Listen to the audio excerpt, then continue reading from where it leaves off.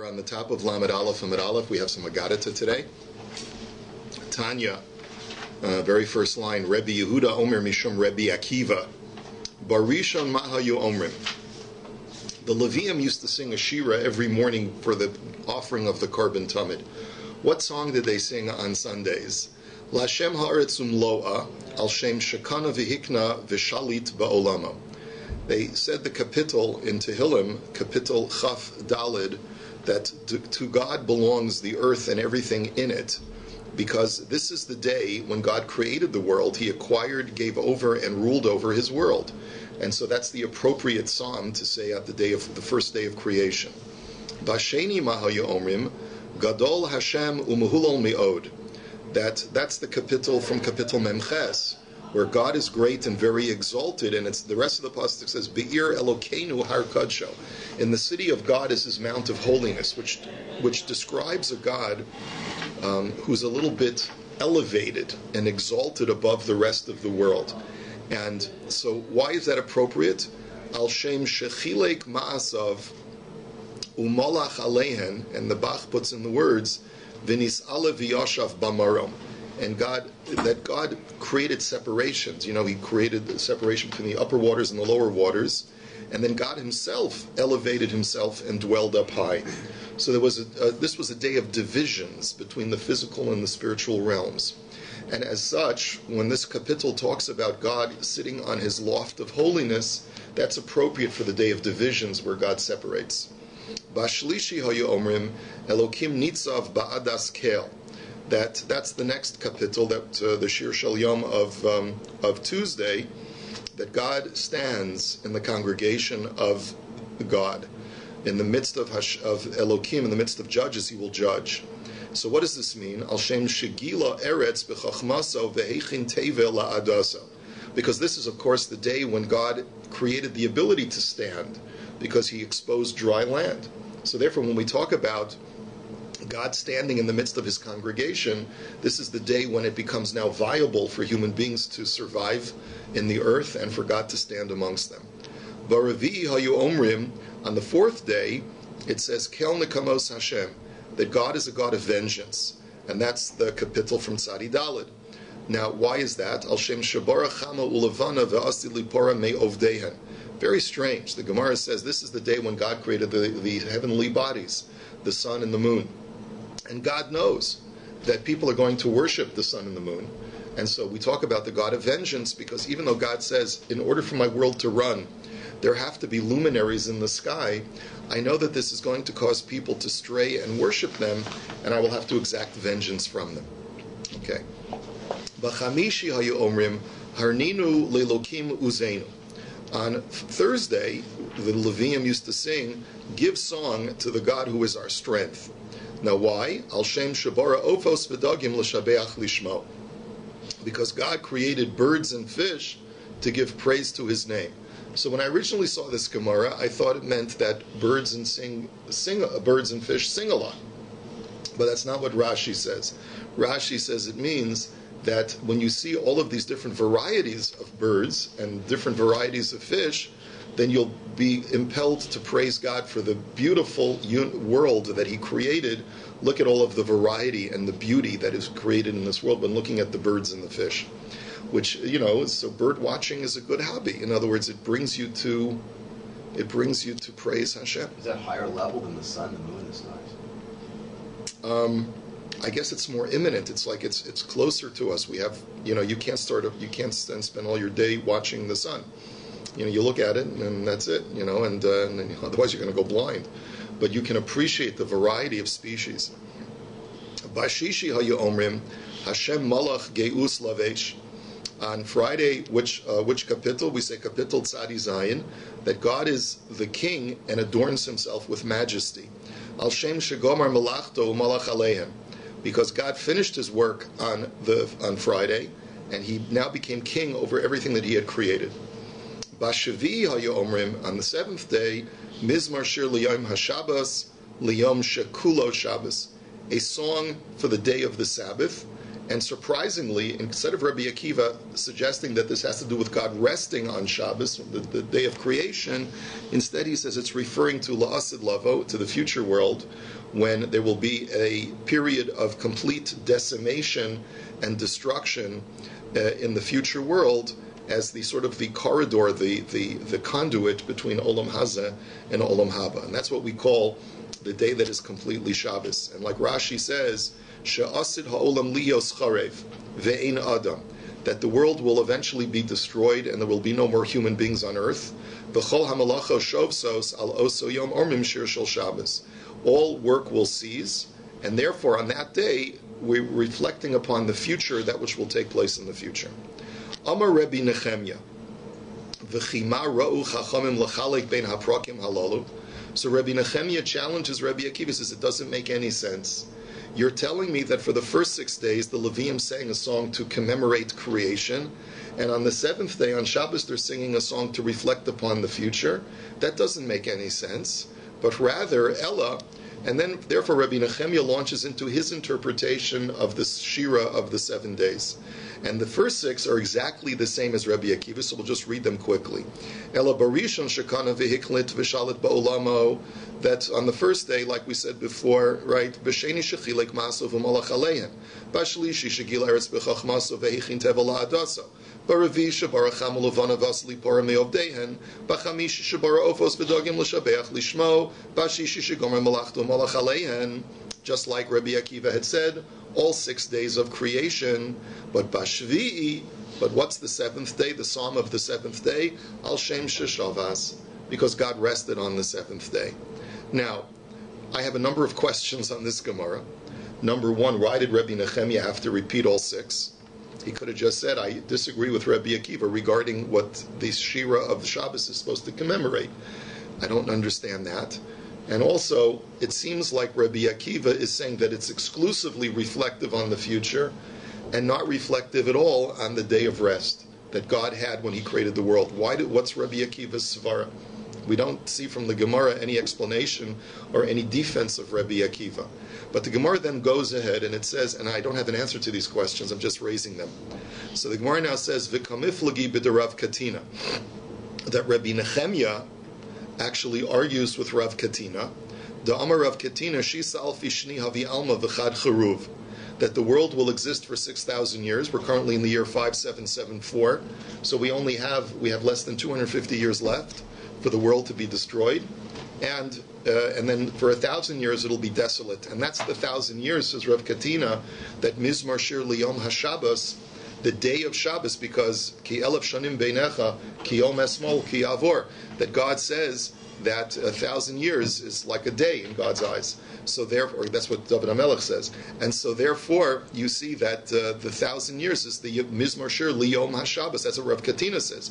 But Rabbi Nechemya disagrees, and that's why he says it's not possible for the day, for the Mizmor Shir Liyom HaShabbos to be reflective about that. Shenamar v'niskav Hashem levado bayom hahu, that it says that God will be exalted on that day referring to the 1,000 years of desolation. But Abaya disagrees, and he says, and this is what Rabbi Nechemya holds like, Trei Churuv, the world will be desolate for 2,000 years, not 1,000, and that's why Mizmar Shir Liyom HaShabbos cannot be referring to the decimation of 1,000 years, because it's actually 2,000 years. Shenamar Yechayenu miyomayim, as it says that God will give us life from the 2 days. On the 3rd day we shall arise and live before Him. So therefore it's referring to a 2,000-year period, so which helps us understand why Rabbi Nechemya is so adamant that Mizmar Shir Liyom HaShabbos cannot be referring to the future. But why Rabbi Akiva is adamant that it must be referring to the future and not referring to the day of rest for Hashem, commemoration, is a bit of a mystery still. Let's go weiter. B'musafei d'shabta. Now we've explained what the Levium sing at Shacharis, the Tamid Shal Shachar. What did they sing when the Korban Musaf of Shabbos is being offered? So, Amar Rav Anan bar Rava, Amar Rav, Haziv Lach, Hey Zayin Yud Vav Lamed Chaf, is Rashi Tevos for 6 words that begin 6 psukim in Parshas Ha'azinu. And there's a tradition that Parshas Ha'azinu is broken up into 6 parts. The first part is Ha'azinu Hashemayim Va'adabera. The second part is Zechor Yemos Olam. The third part is the Yud Yarkivehu Al Bamasei Aretz. The fourth part is Vayar Hashem Vayinatz. The fifth part is Lulei Kaas Oyev Agur. And the sixth one is Kiyadin Hashem Amo. So those are the 6. They would break up Ha'azinu into 6 parts, and they would sing those 6. Va'amar Rav Chanan bar Rava Amar Rav Kederech shechalukim kan kachalukim bebeis hakneses. And that's the same way that we break up Parshas Ha'azinu when we lane it in the synagogue, which is very important. You know, not all of the aliyahs that we break up in every parsha do we have a tradition for that is so clearly demarcated as we do for Ha'azinu. But Ha'azinu has a tradition that goes back to BAYT Sheni, at least, if not earlier, to tell us where we're supposed to break up Parshas Ha'azinu. He was frantic because he lost his key. Okay, yeah, they're right over here. Sorry. Sure. Okay. Now, b'minchas of the Shabta mahayu omer. Now, when they're offering the Tamid Shel Bein Ha'arbayim, the afternoon, what did they say? What did the Levium sing? Amar Rabbi Yochanan, Az Yashir Umi Chamocha va'az Yashir. They broke it up into 3 different sections. First, they sang Az Yashir until Mi Chamocha, the Shiras Hayam. Then they sang from Mi Chamocha until the end of the Shira. And the third part was Az Yashir, which you find in Parshas Chukas, the Shira Shel Be'era Shel Miriam. The song Az Yashir Ani Ve'er Enula, Az Yashir Yisrael As Ashir Azos, Ani Ali Ve'er Enula. Right, rise up, O well. They gave praise to Hashem for the water that they received in the desert. So Ibailu, the question now is, let's clarify this. Hani kulu b'chad shabta armilahu al dilma kol shabta b'shabta armichad. Did they say all 6 sections of Ha'azinu and all 3 sections of the Shira at Mincha every Shabbos, or did they break up and every Shabbos they only did 1 section of Ha'azinu and 1 section of the Shira? So Tashma, the Tanya Amar Rabbi Yossi, Ad Sha'arishana Omeres Echas. From this brisa, it seems like there was a rotation, that by the time you were finished with 1 rotation of the Ha'azinu, you would be finished with 2 rotations of the Shira. So that means since the Shira was broken up into 3 parts, Ha'azinu was broken up into 6 parts. Every week they took 1 part of Ha'azinu, 1 part of the Shira, and after 3 weeks you were done with the rotation of the Shira. You started all over again for the 4th week, and you would continue the last 3 parts of Ha'azinu. So by the time you finished all of Ha'azinu, you had gone through 2 cycles of the Mincha Shira. So you see that it was broken up. Every week they would only take 1 section. Amar Rav Yehuda bar Idi, Amar Rabbi Yochanan, Eser Masos Nasa Shechina Mikroi, Uchenegdim Galsa Sanhedrin Migemara. So Rabbi Yochanan teaches us that there were 10 journeys that the Shechina took, and this is a reference to Bayis Rishon.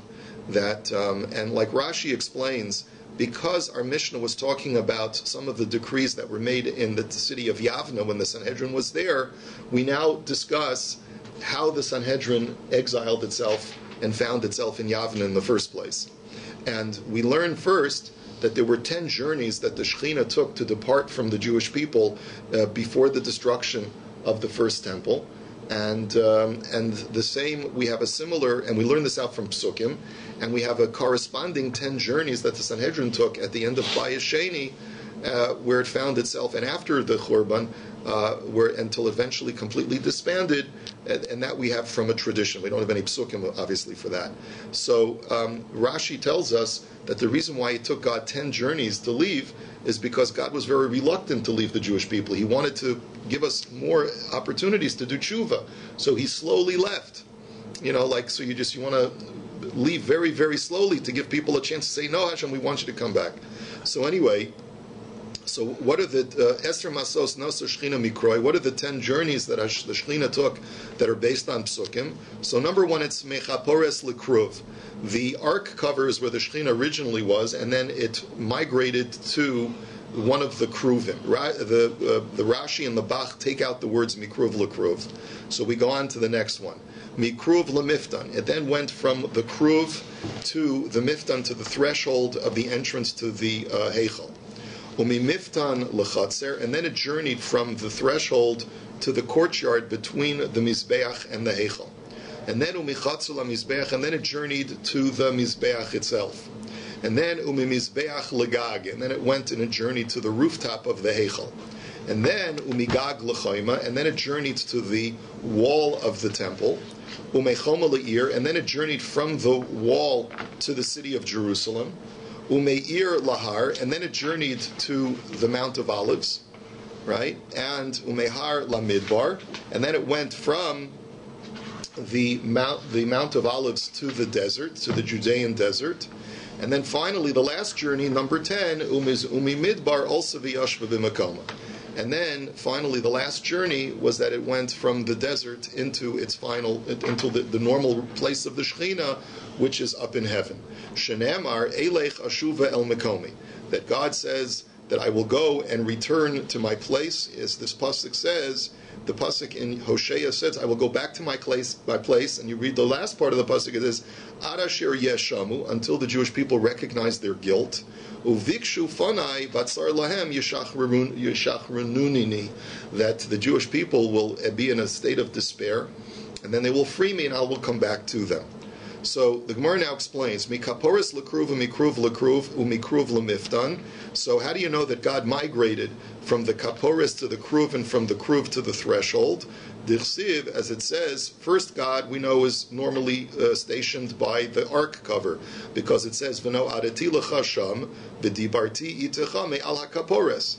That God says, I will be known to you there, and I will speak to you from off the ark cover. So originally, God's presence was on the ark cover. Uchesiv vayarkev al kruv vayaov, and then it says that God rested on a kruv and he flew away. So we know that God had then had a shechina on a kruv. Uchesiv uchvod elokei Yisrael na'ala me'al hakruv asher haya alav el miftan habayis. And then in Yechezkel it says that the glory of God elevated from off of the kruv that it was previously there, and it migrated to the threshold. Umimiftan lechatzer, and then went from the threshold to the courtyard. How do we know that? Dichsiv vayimalei habayis es he'anan v'hachatzer mala es noga kavod Hashem, because it says that the house was filled with a cloud, and the courtyard was filled with the glory of the radiance of the glory of Hashem. So you see that the Shekhinah at some point was in the chatzer. And how do you know that it went from the Chatzor LaMizbeach? T'chsiv Ra'isi Es Hashem Nitzav Al HaMizbeach, that I saw God standing on the altar. This is, I believe, a prophecy of Amos. Even though Amos lived several generations before these events, Rashi explains he's prophesying about the future. Umi Mizbeach Legag, and then it went from the Mizbeach to the rooftop of the Heichal. T'chsiv Tov Lasheves Al Pinas Gag. It says in Mishlei that it's good to sit on the corner of the roof. Migag L'choima, and then from the rooftop to the wall, meaning to the wall of the Beis HaMikdash. D'chsiv v'hinei Hashem nitzav al chomas anach, that behold, God was standing on the choma, on the wall of Enoch, which is another term for the temple. Mechoma le'ir d'chsiv kol Hashem la'ir yikra, that it says that the voice of God will call out to the city, which means that God's Shekhinah is in the city of Yerushalayim. Umeir lahar, then it migrated to Har Hazesim. D'chsiv vayal kavod Hashem me'al tocha ir vayamor al hahar asher makom la'ir. That it says, asher mikedem la'ir. That it says that the glory of Hashem rose up from in the middle of the city and stood on the mountain which is to the east of the city, which is of course Har Hazesim. Umehar lamidbar, and then from Har Hazesim God migrated to the desert. D'chsiv tov sheves ba'aretz ve'eretz midbar, that it is good to sit in the desert. And then finally, umimidbar also v'yoshev b'makom, and then finally God elevates from the desert and goes and returns to its original resting place. D'chsiv elech ashuva el makomi, I will go back to my place until the Jewish people recognize their guilt and call back to me and beckon me to come back, and I will return. Okay, so Amar Rabbi Yechanan, Shisha Chadashim Nis'ak v'Shechina liYisrael b'Midbar Shemeyachzru b'Seshuva, that it says that God tarried in the desert, which was his final journey before going back to his to heaven. God was there for 6 months, waiting, hoping the Jewish people would do tshuva. But Kevin Shelo Chazru Amar Tipach Atzman, but because they didn't do tshuva during those 6 months, God said, "Let their bones be blasted." In other words, to heck with them. In other words, I'm finished with the Jewish people for now. Shenamar ve'enei reshoim tichlena umanos avad minaham v'sikvasam mipach nafesh. As it says in Eov, that the eyes of the wicked shall be destroyed or removed, and there will be no escape for them, and their hope will also be removed. So now the Gemara says, corresponding to these 10 migrations of the Shechina, we have the 10 migrations or journeys of the Sanhedrin. The Sanhedrin migrated 10 different times. And we know this not from Psukim, of course, because it's in Bayesheni, but we know this from a tradition. Milishkas Hagozis Lechanus. So originally, or Lechanuyot is actually the girsa that Rashi has. Originally, the Sanhedrin was in a chamber specially designated for the Sanhedrin. And Rashi tells us that the reason why the Sanhedrin voluntarily exiled itself from the Lishkas Agazis is because that was the only place where they were deputized and authorized to try capital cases. But because Misharabu Haratzchanim, there was so much violence and murder in Yerushalayim towards the end of Bayesheni, there was so much hatred and violence that it was like the courts got backlogged, that it got out of control. They could no longer handle. There was so much lawlessness that Sanhedrin basically said, we're no longer going to try those. We'll leave it up to the Romans to take care of policing the Jewish people. And they removed themselves, but they still remained in some kind of makeshift chamber on the Har Habayis. So, because they felt, we'll still stick around, but we're just removing ourselves from that place of authority. So they went to a place called Chanuyos, which were these makeshift chambers on Har Habayis. Chanuyos li Yerushalayim. Then they migrated to Yerushalayim itself. Yerushalayim li Yavne, and then from Yerushalayim they went to Yavne. This apparently is at the time of the Churban, when Rabbi Yochanan ben Zakkai said, "Tein li Yavne ve-chatima." Right? He wants the Yavne is already at when this is even before the Churban, when it's at a time when Yerushalayim is no longer tenable, and then Miyavne leUsha, and then they migrated from Yavne to Usha. Rashi tells us these migrations have to do with the Av Beis Din. When the head of the Sanhedrin was found and every time there was a change of the head of the Sanhedrin, wherever he was located, that's where the Sanhedrin would move to. So they went from Yavne to Usha, because that was where the new head of Sanhedrin was. And then Umeyusha liyavne, then they switched back to Yavne. Umeyavne l'Usha, then they switched back to Usha. Umeyusha l'Shfar'am, and then from there they went to Shfar'am. Umishfar'am l'Beis Sha'arim, and then to another place called Beis Sha'arim, and Beis Sha'arim l'Tzipori. That's where Rebbe was. Remember we went to Tzipori and we saw the ancient ruins where Rebbe wrote all of Mishnah. Umitzipori l'Tveria. From Tzipori they migrated to Tveria. U'Tveria amuka mikulan, and Tveria is the lowest one. In other words, the Sanhedrin consistently declined in its power and in its quality. And so the lowest station of the Sanhedrin was in Tveria. And that was where it finally faded out of sight. Shenamar, as the Pasuk says, V'shafalta me aretz tedaberi umeafar tishachim rasecha, that you shall be lower than the ground, and that's from where you will speak. In other words, you'll be down in the dirt, and that's where you will speak. That's describing the low state of the Sanhedrin in its final stages. Rabbi Elazar Omer Sheish Galuyos. Rabbi Elazar disagrees. He says there were not 10 migrations of the Sanhedrin, but only 6. Shenamar ki hashach yoshvei marom kiryan yiskava yashbilena ad aretz yagiena ad afar. Now this is a pasuk in Yeshaya which he learns is an allusion to the decline of the Sanhedrin. And Rashi points out that if you look at this pasuk, you'll see that there are 6 words that allude to the lowering of the Sanhedrin. Hashach, which sounds like it's being lowered, that's what the word hashach means. That's number 1. Yashbilena is 2. The second verb yashbilena in the pasuk is 3. Ad aretz is 4. Yagiena is 5. And ad afar, unto to the dirt, is 6.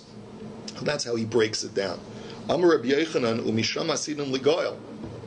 Even though the last station of the Sanhedrin was in Tveria, and that was like the lowest point, but nevertheless they will eventually be redeemed from Tveria. Shenamar hisnari me'afer kumi shuvi. As it says, wake up from the dirt, or wake up from the dust. In other words, wherever the Sanhedrin's last station was, you're right, it was down in the dumps, it was the lowest point. But from the lowest point, from the ashes of the phoenix, right, rise the new. So therefore, don't despair. Even though the Sanhedrin declined until it completely faded out of sight, but it'll eventually rise up from that very spot of its lowest point. So Tveria is not a bad place. We should all go to the Galil, right? And good restaurants, nice lake, and wait for the Sanhedrin to arise from there. That's the plan. Okay, Mishnah. Amar Rabbi Yehoshua. Rabbi Yehoshua says, Rabbi Yehoshua ben Korcha, Va'od zos hiskin Rabbi Yochanan ben Zakkai. Another takana of Rabbi Yochanan ben Zakkai. This whole parak has been talking about takanos of Rabbi Yochanan ben Zakkai. Another takana that he made was she'afilu rosh beistin b'chol makom shelo yehu ha'edim holchin elo l'makom havad. That even though normally the Av Beistin, the head of the Sanhedrin, is in charge of announcing Mekudash. He's the one who really has to declare the new moon, but we didn't require the Eidim to go to where the Av Beistin was located. Let's say the Eidim come to the Sanhedrin, where the Sanhedrin station, let's say it's in Yavna. And that particular day, the Av Beistin is out of town. He had to go take care of business outside. So we don't require the Eidim to follow the Av Beistin. Wherever the normal vad, wherever the normal seating of the Sanhedrin is, that's where we require the Eidim to go, not any further. So the Gemara now says, Hahi itza da azmenua ledina kamei da amemer benahardoi, azal amemer lemachuzah v'lo azla basrei. There was once a story that there was a woman who was summoned to judgment. Apparently she needed some kind of adjudication. She was summoned, and there was some kind of din Torah. She was summoned to Amemer's based in Nahardah. The problem is, Amemer in the meantime had to take a trip and was in Machuzah. V'lo azla basrei. She said, listen, I schlepped all the way to Nahardah. I'm not going to Machuzah. So kasaf psicha ilava. So he wrote a writ of excommunication. He said she's in contempt of court. You got to come to where the Av Beistin is.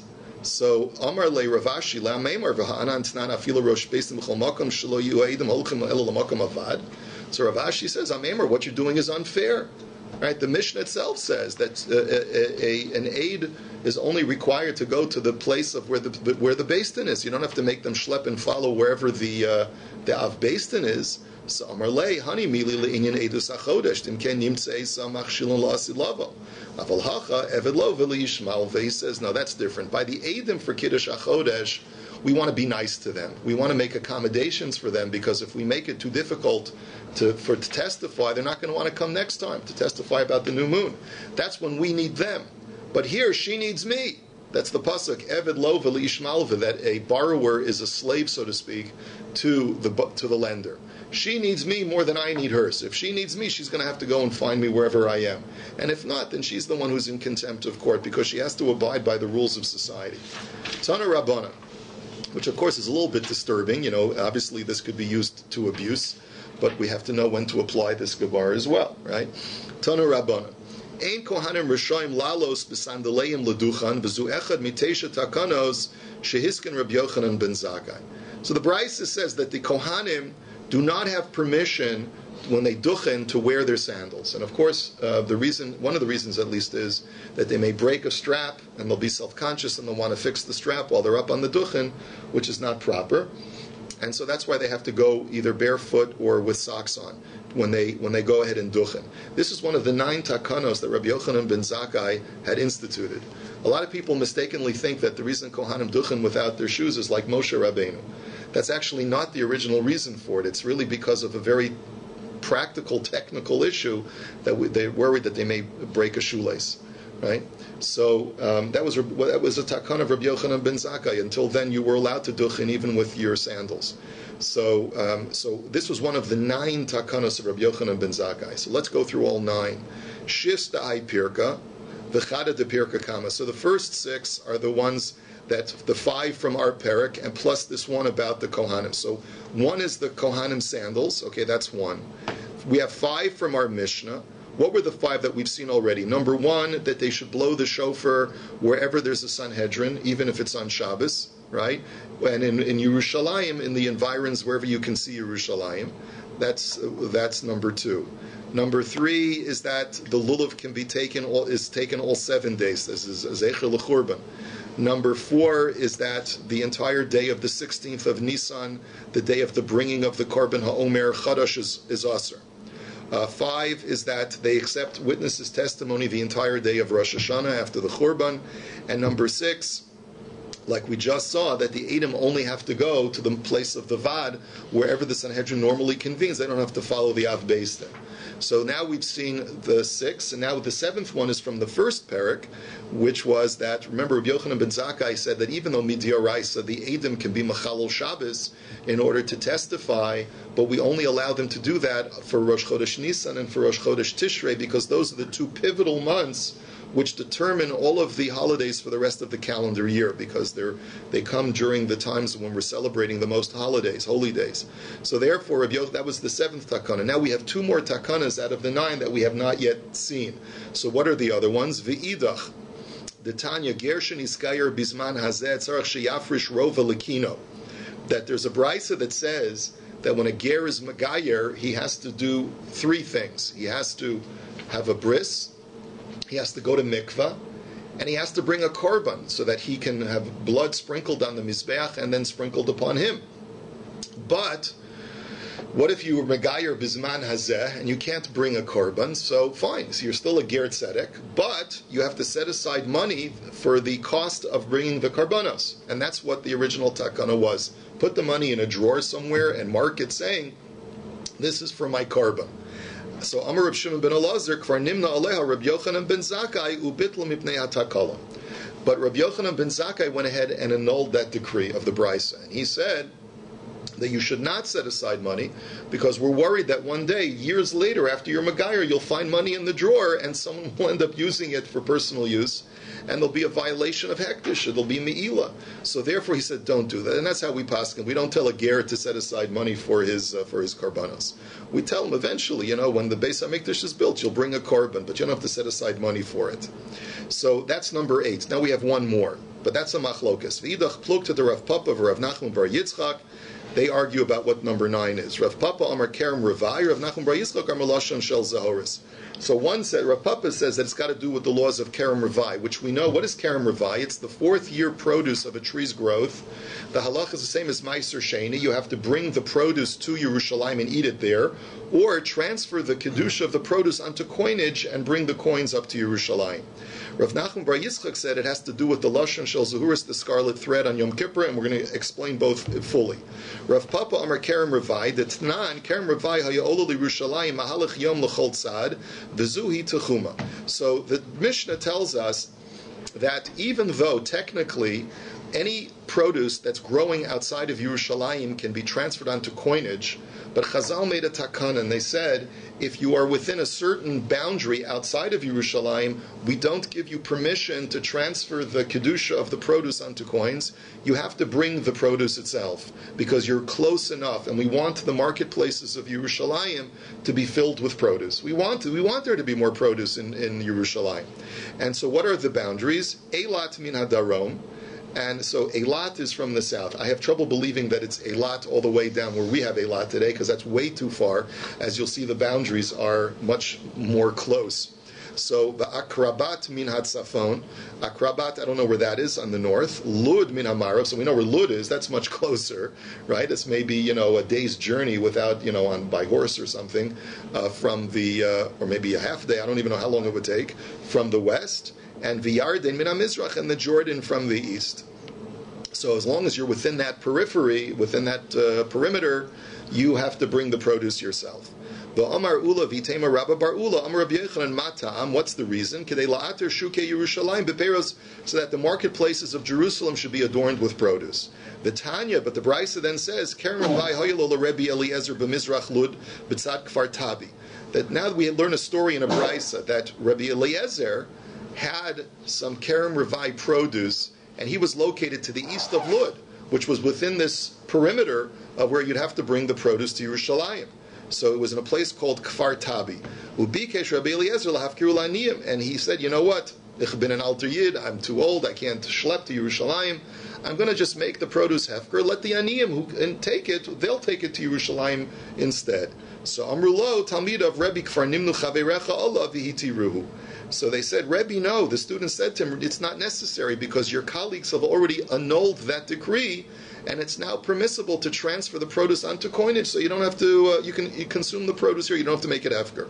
So Man Chaverecha, Rabbi Yochanan ben Zakkai. So comes along Rav Papa and says, you know whose colleague that was of Rabbi Eliezer that annulled the decree was Rabbi Yochanan ben Zakkai. So that's number 9.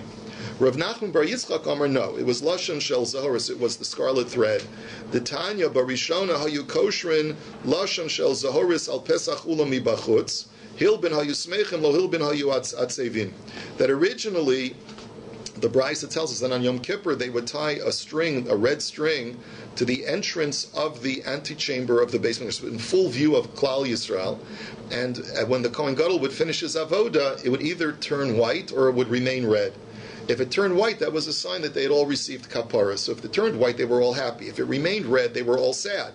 So they didn't want people to have that kind of nefilas upon him. So hiskinu shiyu kosher also al pesach ulam mibifnim. But so they said, okay, we'll stick it on the inside of the antechamber so it won't be as visible. But people were still peeking in, and they would get the word out. And if it remained red, they were sad, and if it turned white, they were happy. So they didn't want that either. So So they finally decreed that instead of tying the string to the temple, they would tie it actually to the Sir HaMishtalech. They cut the string in half. Half of it they tied to the rock at the edge of the cliff, and half of it they tied between the horns of the Sir HaMishtalech. So only the people who did the avoda of the Sir HaMishtalech would be able to see what had happened to that string. Rav Nachman bar Yitzchak, so that's what, and he says that takana of tying it to the rock instead of tying it to the temple, that was made by Rabbi Yochanan ben Zakkai. So the Gemara now says, Rav Nachman bar Yitzchak, my time ala Omer ka Rav Papa. Why did he not subscribe to Rav Papa's shita that it was about Kerem Ravai? So Amar Lacha, Isal Kadaitach Rabbi Yochanan ben Zakkai, Chaver Rabbi Eliezer Mihava, Rabo Hava. So because he says that students told Rabbi Eliezer, Rebbe, your colleagues have annulled the decree. Rabbi Yochanan ben Zakkai was not a colleague of Rabbi Eliezer. As we're going to learn in the in Pirkei Avos this Shabbos, Rabbi Yochanan ben Zakkai was their teacher. We learned already that. Yeah, he was their teacher. He wasn't their colleague. So therefore, you can't say that. So it couldn't have been Rabbi Yochanan ben Zakkai who made that decree. The Eidach Kevin the Talmidim Havu Lav Orach Ara Lememrle LaRabbe Rabcha. And Rav Papa's response to that is, no, it really was Rabbi Yochanan ben Zakkai. Why did the students of Rabbi Eliezer call him your colleague? Because since they're addressing their Rebbe, it's not their cheretz to say to your Rebbe, Rebbe, you have a Rebbe, and your Rebbe taught you as follows, or your Rebbe decreed it. It's a little considered disrespectful. So therefore, they, out of respect to their Rebbe, Rabbi Eliezer, they called Rabbi Yochanan ben Zakkai your colleague. Okay. The Rav Papa, my time ala Omer Rav Nachman bar Yitzchak. Why does Rav Papa not subscribe to the theory of Rav Nachman bar Yitzchak that it had to do with the Lashon Shel Zahoris? Omer Lacha Yisal Kadaitach Rabbi Yochanan ben Zakkai Bimei Rabbi Yochanan ben Zakkai Mihava Lashon Shel Zahoris. He says because we know that in the times of Rabbi Yochanan ben Zakkai there was no such thing as a scarlet thread, sometimes turning white, sometimes remaining red. Because as we know, ve-chatima kol shnosav shel Rabbi Yochanan ben Zakkai meya ve-esrim shana. I quoted this Mishnah from Maseches Sofrim on Shabbos. It says that Rabbi Yochanan ben Zakkai lived for 120 years. Maseches Sofrim says there were 4 people like this: Moshe Rabbeinu, Hillel, Rabbi Yochanan ben Zakkai, and Rabbi Akiva. So what were the 40 of Rabbi Yochanan ben Zakkai?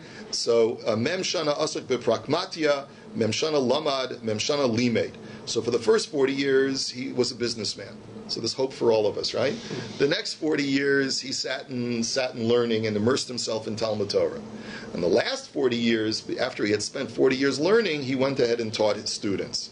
So Vitanya Memshan, so that's when he became the Gadol Hador, the last 40 years, from 80 to 120. So that's when he was able to issue all of his takanos. Vitanya Memshana Kodem Shnechav Abayis Lahaya Lashon Shel Zuhuris Malbin Elamadim. We know that the last 40 years of the temple, there never was this phenomenon of the red string turning white. It always remained red because of the sins of the Jewish people at the end of the Second Temple era. So we know that during the last 40 years, and this is when Rabbi Yochanan was the posek, because Utznan Mishachar Vabayis Hiskin Rabbi Yochanan ben Zakkai, because we know that Rabbi Yochanan ben Zakkai's takanos continued after the Churban. So we know that he didn't die until after the Churban. So his last 40 years when he was the posek Hador, could not have been until within the last 40 years of the temple. So why would he have to make such a decree if the red string was always remaining red? There was no such thing as a string, sometimes white, sometimes red. It was always red. So the Gemara says, "V'idach osam arboim shana delama Talmud Yoshev lifnei Rabo Hava v'amar milsa v'stabre taimei v'kavei Rabbi bishmei." The Rav Nachman Bar Yitzchak will tell you no. It really was Rabbi Yochanan ben Zakkai, but he made that decision or that logic here. He made that argument during the 40 years before he became the Posek Hador. Remember, from the age of 40 to 80, he was sitting and learning. And who was his Rebbe? We all know who his Rebbe was from the Pirkei Avos. His Rebbe was Hillel. So he was sitting and learning in front of Hillel. He wasn't issuing any Piskei Halacha because he was still a Talmud.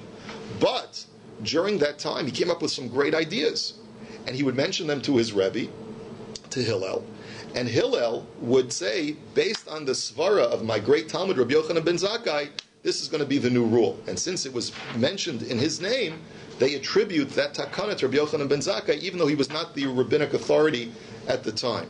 That's how Rav Nachman Bar Yitzchak learns that even though it was before the reign of Rabbi Yochanan ben Zakkai, it was still considered to be a takana of Rabbi Yochanan ben Zakkai. Have a wonderful day.